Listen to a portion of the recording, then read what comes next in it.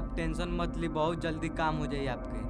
उ सब हम नहीं जानत, काम होके के अरे हो चाहिए। जाई भैया जी, टेंशन काहे लेते नहीं, विश्वास नहीं के काम रहो। ठीक बा, जितना जल्दी होके काम करावो। ठीक बा, काल आवता नहीं हम। ठीक बा भैया जी, आई। ई लास्ट मौका देता नहीं, एकरा बाद से कोनो बहाना हम ना सुने। अच्छा भैया जी। भैया जी का भइल, काहे इतना गुस्साइल बनी? हम का बताई यार, एक कुल से कोनो काम नहीं होत। 1 महीना से काम फंसा के रखले बाणसो, नहीं बोलत तो कुल हमरी कपारे पे चढ़ गई बाणसो। खाली जल्दी से काम मत कराओ, तब कुल के हम बताओ तनी। भैया हम जाता नहीं कोचिंग। अच्छा ठीक बा बहिन, ध्यान से जइयो। आजकल के जुग जमाना बहुत खराब बाटे, दिन पे दिन हमार दुश्मन बढ़ल जाता हूँ सो। तो टेंशन मतलब भैया, हमका कुछ ना हुई। अच्छा ठीक बा भैया, हम जाता नहीं, लेट होता। अच्छा ठीक बा, जा। अच्छा रवि, हाँ भैया। खाना वाना खा ले के पढ़ना चले के बाद काम बा हमार। ठीक है भैया जी।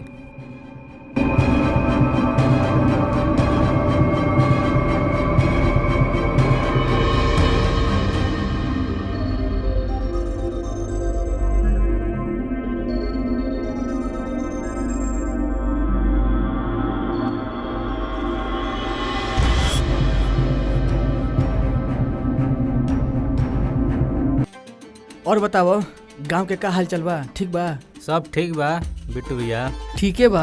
अरे यार हमू तो बहुत कमे समय खातिर आइल बनी गांव में। हाँ वो तो पते बा भैया। देखो का होला। अरे बिट्टू भैया, तारा बिना गांव सुना सुना लागत रहल, अब आ गइल बड़ा निक लागता।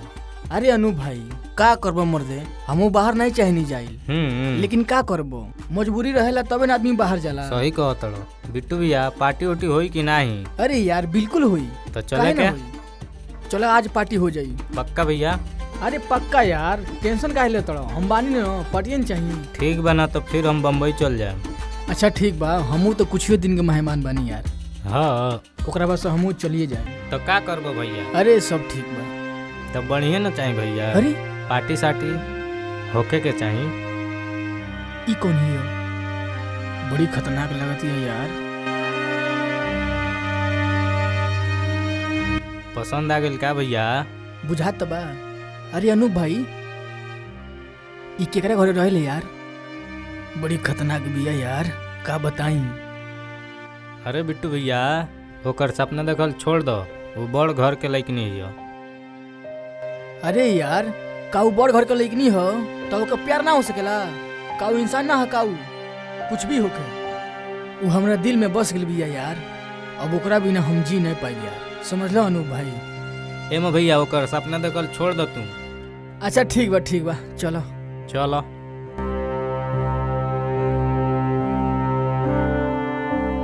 चलो जौन होई तौन देखल जाइयो। भैया वो गांव के सबसे जिदिया लायक नहीं है। अरे यार जिदिया तो का करे के बा। चलो ठीक बा, तार मर्जी।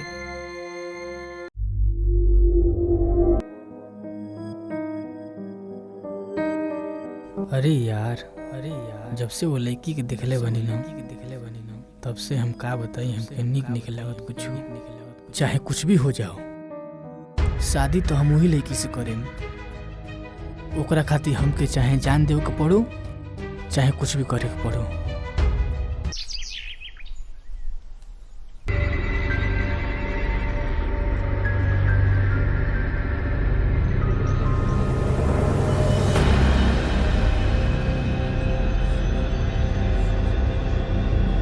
Hello hello. हाँ भैया। हाँ अनु भाई, कहाँ बड़ो? बानी तो घर में बोलो। ए मर्दे घरे बड़ो, आओ ना हे जा, जहाँ कल भेटाई ले जा, वही जाओ ना। अच्छा ठीक बा, रुको आओ तन 10 मिनट में। ठीक बा, जल्दी आओ। आओ ना मर्दे, वो काम बा, आओ जल्दी आओ। आओ तनी। ठीक बा। हरे का बतलाई दिल के हलिया, गुजरेला तोहरे नाम से, भगवान बनैले बड़े तुहरा के बड़ी आराम से।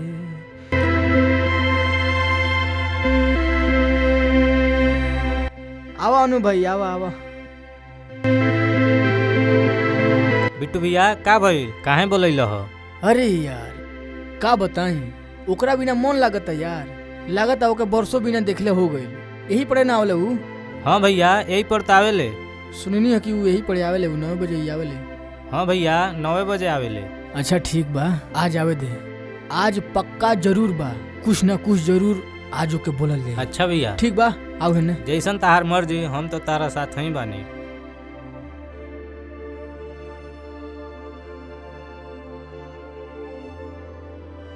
वेट करो, आवे दो।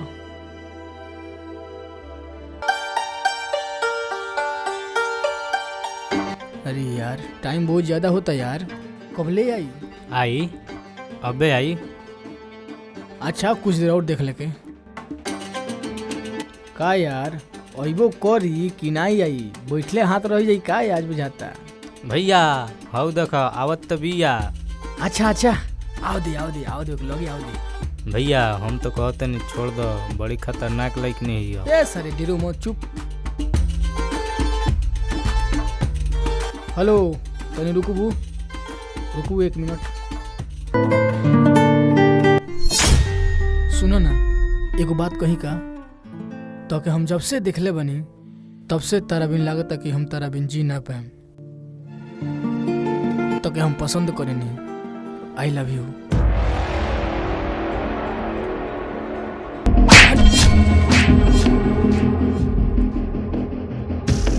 बदतमीज, आज के बाद हमारे रास्ता में अले तो बहुत बेकार होई।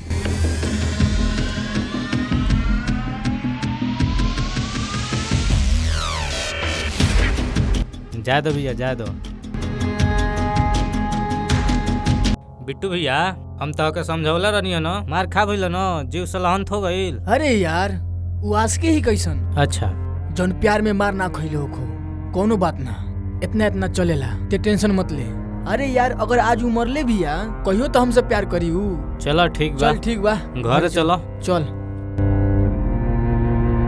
अरे यार लेकिन बहुत तेज मरले से यार। अरे भैया वो बहुत खतरनाक लेकिन है, बहुत जना के मरले भैया। अच्छा ठीक बा, हमहू खतरनाक हई।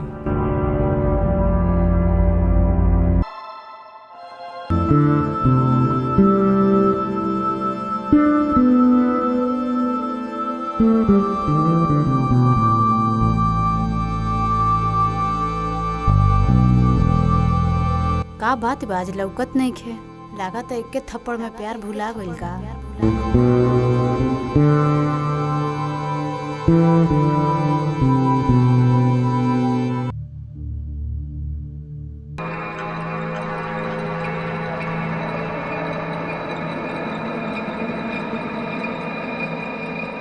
भैया और दब एगो फुलझड़ी आवती है।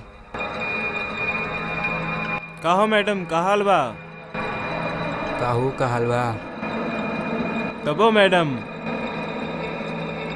पढ़े जा तो डुका। ए मैडम बोलो ना।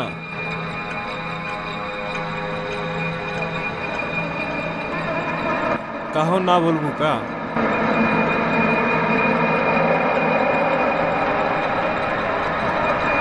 भैया भैया हाउ देखो तारा वाले के छड़ तड़। अरे साला वही देखो ना एकुल के उतरता एकुल के बताओ जाओ, ई सारा लइके छड़े सो रे का करस रे? करे साला लइके छड़ रे सो मार लइके छड़ बे रे। देते हो ना रे, बोल लइके छड़ साला मारते बोल साला बोल रे। सुन कान खोल के सुन बोल ले। भैया, गलती आज हो की बाद से अरे सुन रे साला तेऊ सुन। आज की बाद से अगर एक रात तरफ आंख उठा के अगर तूनी के देखलो सो तो तूनी के आंख निकाल ले। भाग साला भाग भाग, फेम दोबारा ये सुमत भाग साला। अरे यार हम तो ताके गलत आदमी समझत रहनी है, तू ते अच्छा आदमी बाड़ा, हमके माफ कर दिया। कहेला वो दिन ताके हम थप्पड़ मरनी वही खाती। अरे यार कोनो बात नहीं, उतना के हम सीरियस ना ली ले, छोड़ो बात के, तू टेंशन न लो। तासे एगो बात कहे के बा। का बोला? आई लव यू। का सही कह तड़ू? हम्म, अरे यार हमरा तो विश्वास नहीं क्यों होत। विश्वास कर। I love you too. तो हम बहुत ज्यादा प्यार करी नहीं यार। अरे यार तब चलो ना कहीं चले के घूमे। का कहो? ना हमार भैया बोले लगी। अरे यार ना बोलिए, चलो चलो। अनूप जा घरे, शाम के मिले जाए। ठीक बा ठीक बा जा। चलो आवा बैठो।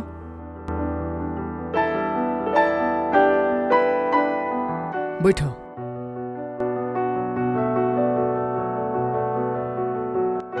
चली। चल।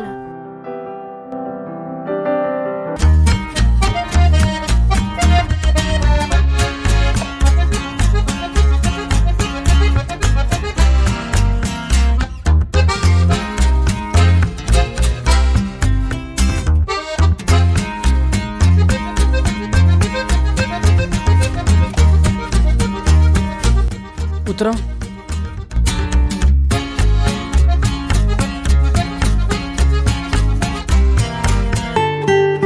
आवो बैठो ही जो बैठो। अच्छा ये बताओ कितना में पढ़े लू तू? अभी तो बीए करा तानी। अच्छा ये बताओ हम तो तोहार यार नामे ना पूछनी तोहार का नाम हो? हमार नाम तो रेनू है, तोहार का नाम है? अरे वैसे तो हमार नाम बिट्टू हो, लेकिन लोग हमके प्यार से बिट्टू दिलबर कहेला। अच्छा। और एक बात कही, जब हम तक पहली बार देखनी न तभी से हम सोच ले रही कि अगर हम शादी करेम तो सिर्फ तो ही से करेम, तो से इतना प्यार करेनी। तू हमसे प्यार करेलू? हाँ।